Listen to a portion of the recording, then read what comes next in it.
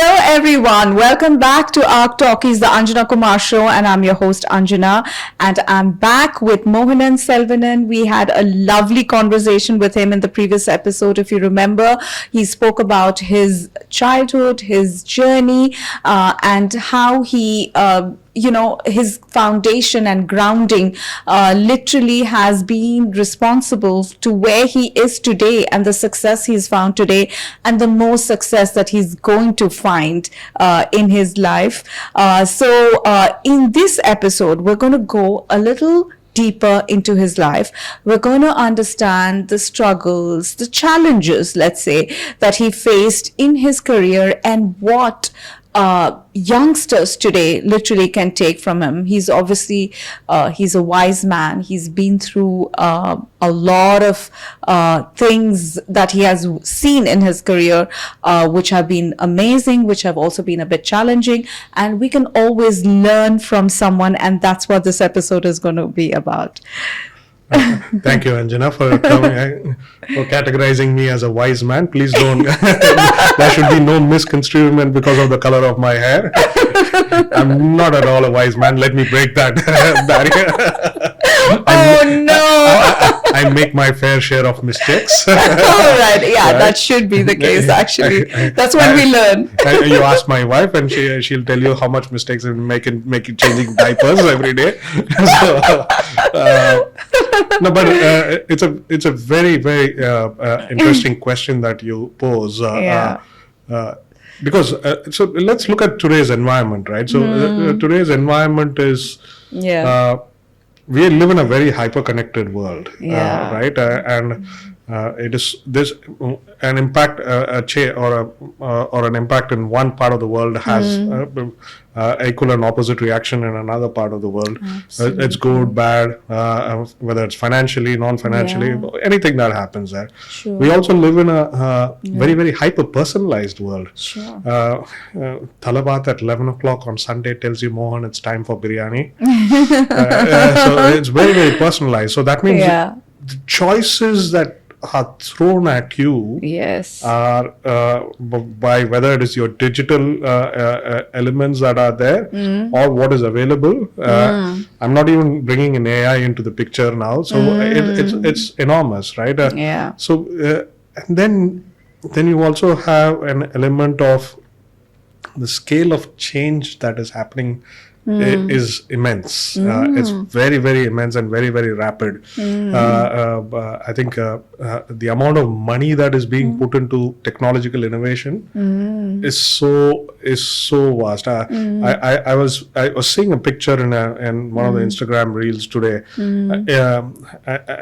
It was like the bottom half was captioned, it took 1,000 years from the time for a horse cart to be made to a better horse cart between I think the thousands to the 1800s, right? And then from between the 1800s to the fifth generation aircraft that is there, or fighter aircraft that is there, it's just taking 200 years or something like that. Okay. So the scale of innovation is changing in every aspect of our life. The food that we eat. Now we talk about soy milk, soy latte, or almond milk. We don't drink cow's milk. I remember I used to drink buffalo's milk. All that is not available anymore. So jokes apart, I think that's the situation that we live in. So if you are living in that, how do you adapt to the environment is very important. So fundamentally, I think if I were to pass on an inspiration, I think is something that we all have to look at. We have to become useful by adapting on a daily basis. If we are just going to be, it's a choice, right? Some people make a choice that no, I think I'm fine what I'm doing. I'm fine doing my whatever it is, 8 to 5. Of course, we'll not do that. Go to the 90 hours of work.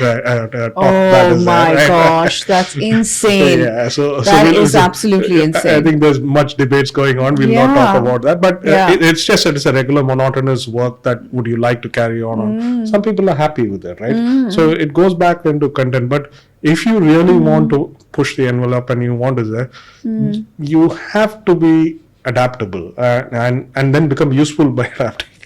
Right. So and for that I think it's you can sit back and look at okay, what are the where is the opportunity, or you work through opportunities. The most important thing that I've learned is listening to people. I think people say go talk to people. I think more importantly, I just like to sit and listen to people. I think people always say that sometimes I don't talk a lot because I just sit and observe. I sit and listen to what they're talking, how are they structuring things. Earliest memory of me, obviously we come from a non-English speaking family, right? So I always used to observe the BBC news presenters, how they used to enunciate each and every word, right? Even though I studied in an Anglo-Indian school and English was the primary spoken language, but I learned through that. So I think every skill that you learn in all these small things, it is very important that you adapt and building on it useful. Because I think the world is changing.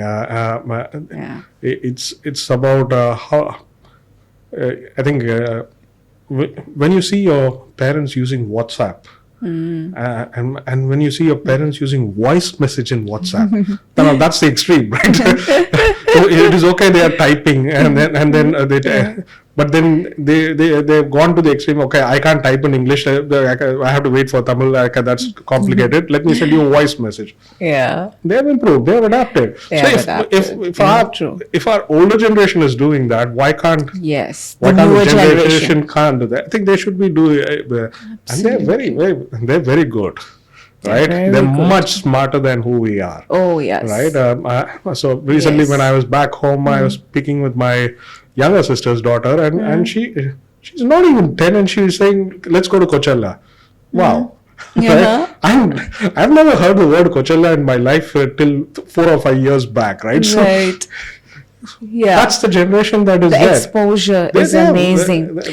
But you made a lovely point. I think for the generation, while they are blessed with the exposure that we didn't get in our generations, their challenge can be the adaptability, to open their hearts and minds to be variable, to be adaptable to situations, circumstances. I think that is important. Yes, and I think so.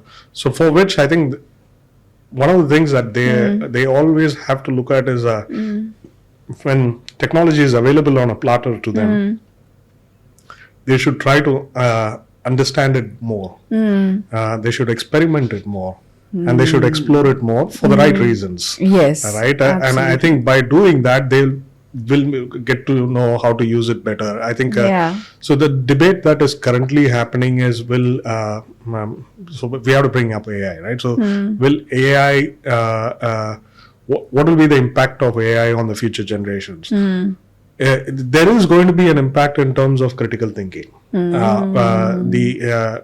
Now, in the I think you spoke about in our chat that your mom used to doesn't use calculator or Excel, right? Yes. I think there will be a time when we will not compose messages anymore or write messages. We stop writing. I know. All of us have stopped writing, right? Absolutely. When was the last time I held a pen and wrote? It's only for signing, right? Exactly. It's only for signing, right? Exactly. And that also is going to go away in some time, right? So.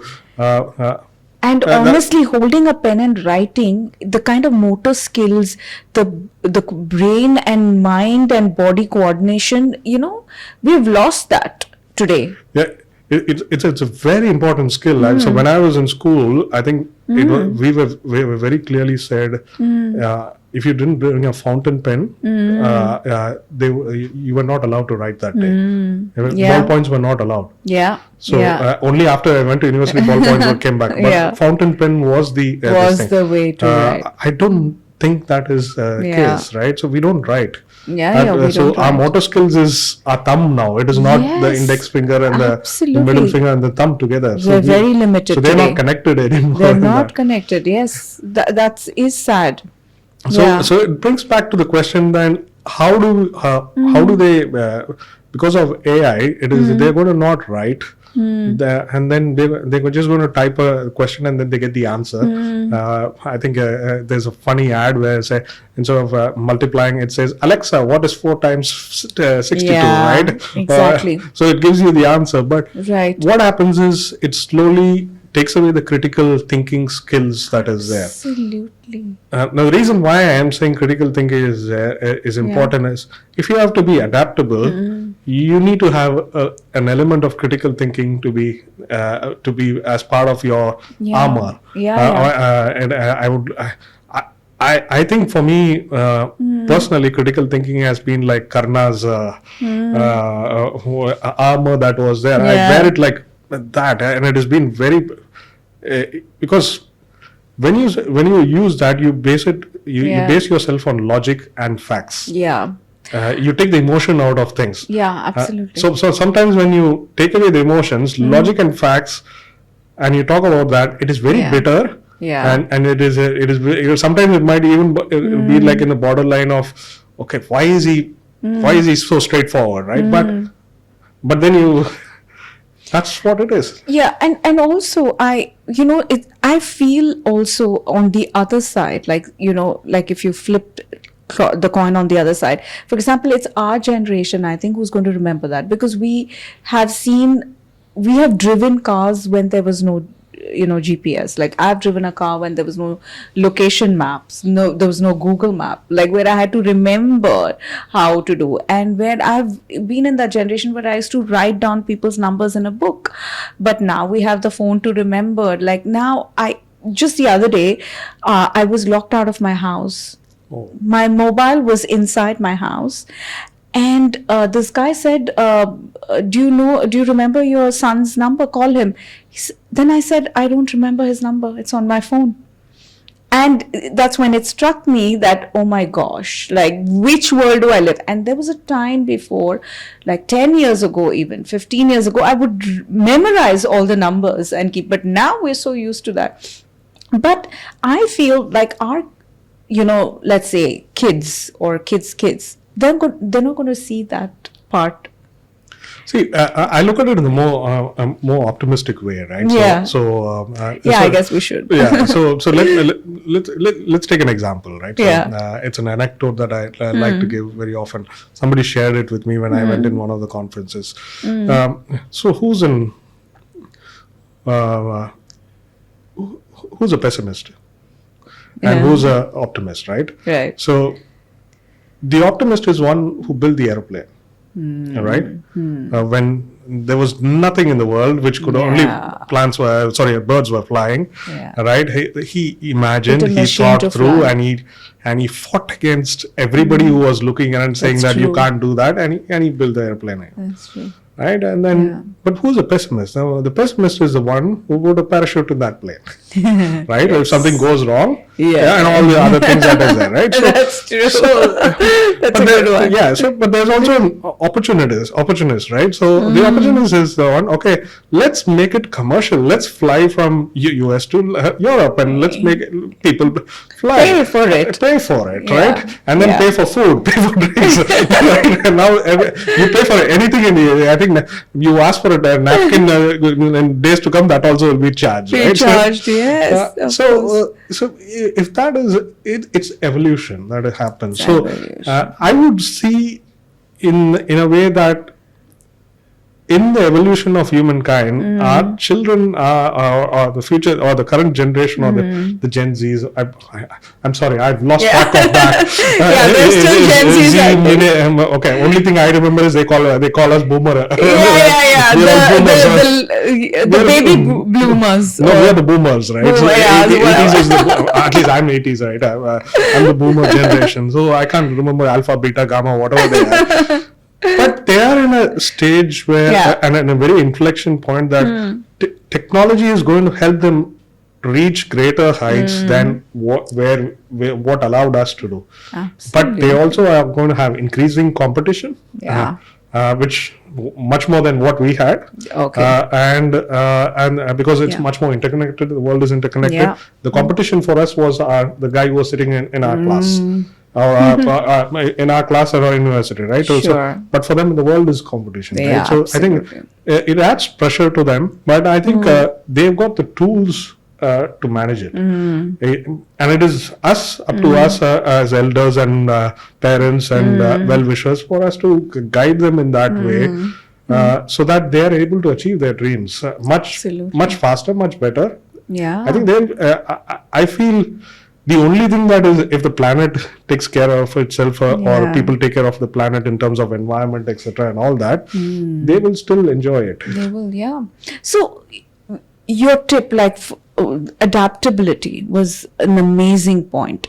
No matter which era you live in, I think adaptability has to be there. Any other guides that you would have for people? Like from your personal experience? From my personal, I think one of the most important things that I would do is establish trust. Right? I think it's very important that you establish trust. People can call you anything, but they can. I think if they are able to tell, okay, Mohan doesn't lie, or Anjana doesn't lie, or some XY doesn't lie, they tell you what it is. Right. It establishes a trust much more than anything. Right. So I think integrity. Integrity is there, but ultimately it has to establish that whole thing. So in anything that you do, if you are truthful and this one, whether it is leading a team, whether it is whether with your kids, have that open conversation. Honesty. And if you can't tell them, just say that I can't tell you right now, I'll tell you later. At least push it away. But it's very important to build, because if you don't have trust, I think everything is broken now. Of course. And there is too much negativity that happens, and then there is I think a lot more other interactions can happen. Absolutely. What would you attribute to your career growth?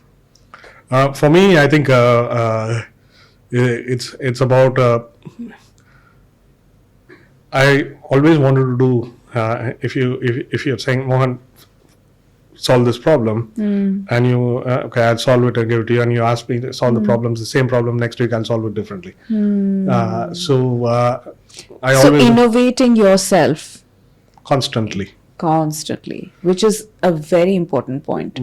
It's very important that we do, otherwise that we'll become stale, we'll become furnitures, we'll become antiques very soon. And as I said, we are all from the boomer, at least I'm from the boomer generation. Me too, don't worry. And because the state of innovation is so fast, so if you're not able to do things differently, and and it comes back to the adaptability principle, where how are you able to utilize the elements and tools that are available today to do your job better than what you did yesterday. Right.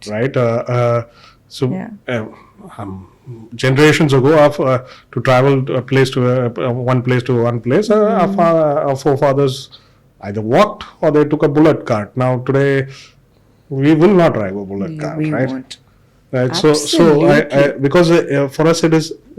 But what we are doing, we are solving a problem from moving A to B space. Absolutely. But we're doing it in a different way, in the way that we want. Tomorrow we'll do hyperloops. We'll do all the other aspects. Adaptability, being truthful and having an integrity, and of course innovating yourself all the time. I think these are essential tips for youngsters today looking for a career boost or a career change, I know it's a very challenging environment now. Like while there is, as you said, the competition is huge for people, and I think trust is also very important. Trust in one's own faith and trust in one's own capabilities to achieve as well. I think that comes a long way.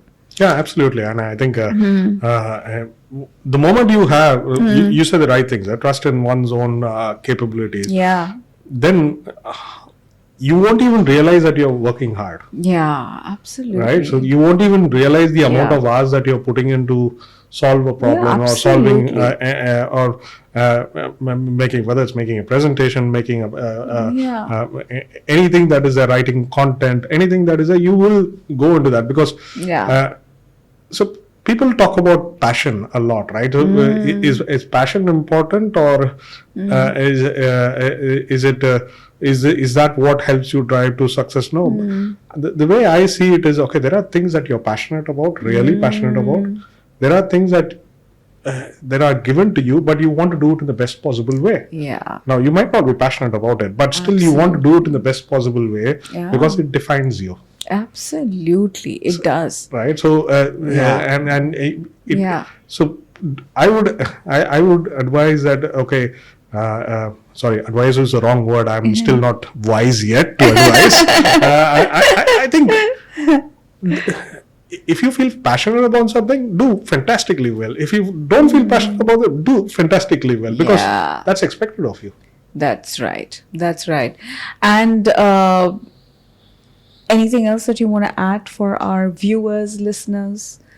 Any other inspirational story of yours that you want to add? I think it is very important that you select the company that you keep. Oh my right? God. You said it, Mohan.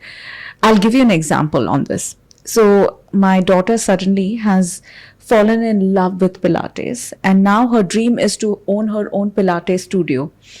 And I'm a part-time fitness instructor, and I've tried to influence her like into taking up. That never happened. But she changed her roommate last year. And that girl is a fitness junkie. And she has, okay, I also need to do it. She started and she's experimenting like on what to do. And she's discovered Pilates, which she's fallen in love with. So as you say, the company matters. To all the listeners, please, company matters. It does, because for me, I think the way my friends I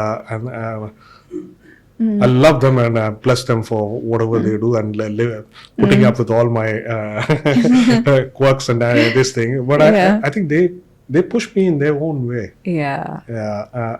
But that's the company that I have selected to be in. Yeah. Right? They help you. They inspired you. Yes. Inspire, help. Challenge me, push me, without doing any of that openly. Yeah. And I think those are the friends that become part of your life. Yeah. So seek them out. That's seek true. those friends out. I think it's very Seek important. those friends out. Yeah, and sometimes it's okay that if your friend is really not matching up to your dreams, and this is what I believed in my life. Like, my friends have always evolved. Like, they've always changed as well. Because like every phase of my life, it was different, and I feel like I just needed to have a certain friendship, and like we helped each other grow in our lives. And then it so happens that we all go on to our own lives. So it's okay to even let go of people who are not helping you. No, absolutely. I think it is. It's choices that we have to make. Yeah. Right? So it's some good choices, some difficult choices, but but the choices that challenge you are the ones that you have to safeguard. Yeah. Mohan, I've heard so much about emotional quotient today. Like, IQ is one thing, but EQ, like, how important is that in a career?